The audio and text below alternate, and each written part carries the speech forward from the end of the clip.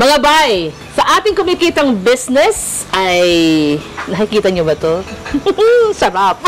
Lechon! Pag-usapan natin ang business o lechon business. Ang magbibigay ng detalye tungkol dyan ay ang aking katabi na si Abay June Opulencia. Magandang araw po sa inyo. Magandang araw po, Abay June. Ay, kamusta na ho kayo? Mabuti naman po. Ayun.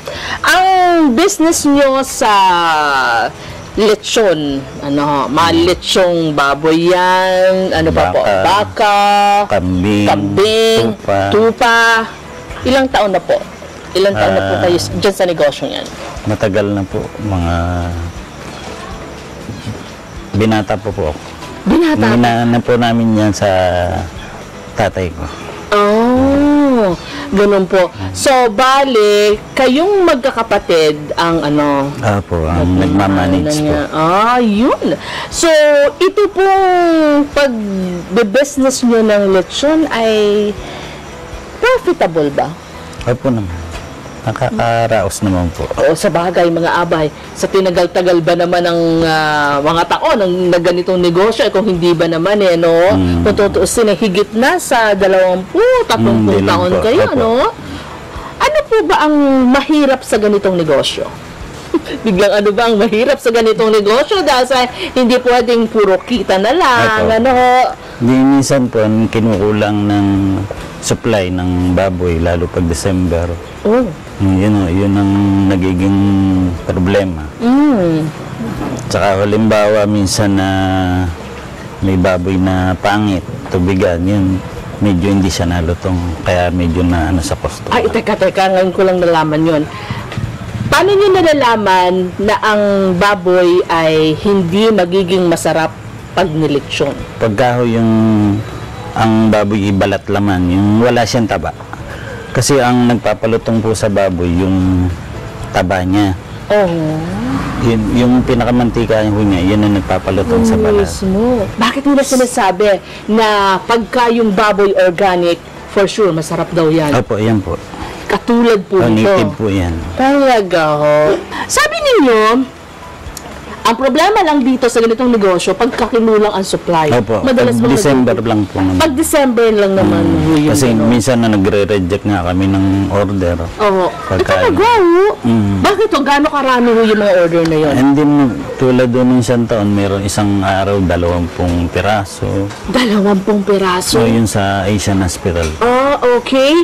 Gano'n ba katagal niluluto ang isang lechon? Pagka gantong kalaki, mga 2.5 hour. 2 hanggang 2.5 kalahati. Ganun kalaki. Pero pag lumaki pa dyan, mga 3.5. So depende sa laki nung baboy, Opo. Ang kailan ho pinakamasarap ang lechong baboy? Kailan? Pag bagong luto o pag medyo... Kasi masarap ang lechong, yung balat ng lechon pag bagong luto. Oo. Hanggang habang mainit to, pero pagka... Yan naman na matagal ko muna kasi makapal ang balat niya, native. Oo.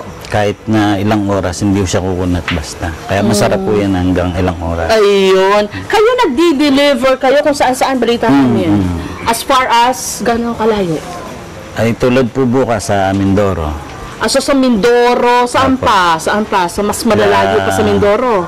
Sa Mindanao ho, nakakapag-deliver kayo? Sa po, Dumaguete, sa Tanhay. Oh! Sa Zambales. Oo.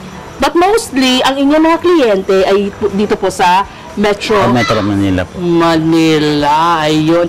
Pero dahil sa, anong tawag dito? Yung pagmalayo, yung nag-order, meron ng yun? Po. Tracking ang bayad. Kano yung ito tulad po nito, nag-average po ng 6,000 po ito.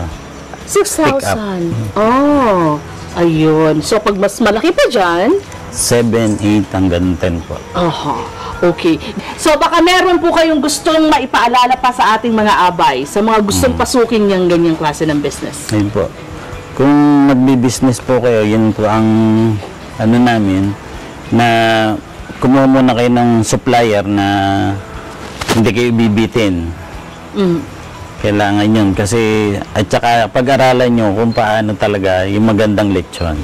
Yung Yung procedure po. Kayo, bago nyo napag-aralan yung magandang lechon o uri ng lechon, ay gaano katagal? Matagal din yun kasi tinuruan po kami ng tatay ko bago siya nawala. Oh. Kaya sinanay na po kami. Ayun. Sige po, baka meron kayong gustong batiin, Abay June. Yun lang pong mga nanay ko, yung mga taga-Banyadero, saka yung mga kabats ko, batch 84. Mga taga-batch 84. Saan yun? Sa school po ninyo? Sa school na. Ayun. Sige, maraming salamat po. And good luck pa dito sa inyong business. Thank you po. Thank you po. Well, mga bayan, ang ating kumikitang business, yung business ng paglilitsyon. Pagtitinda ng lechon baka, baboy, tupa, at kambing. Babalik agad. Ang Taong Bahay, dyan lang po kayo.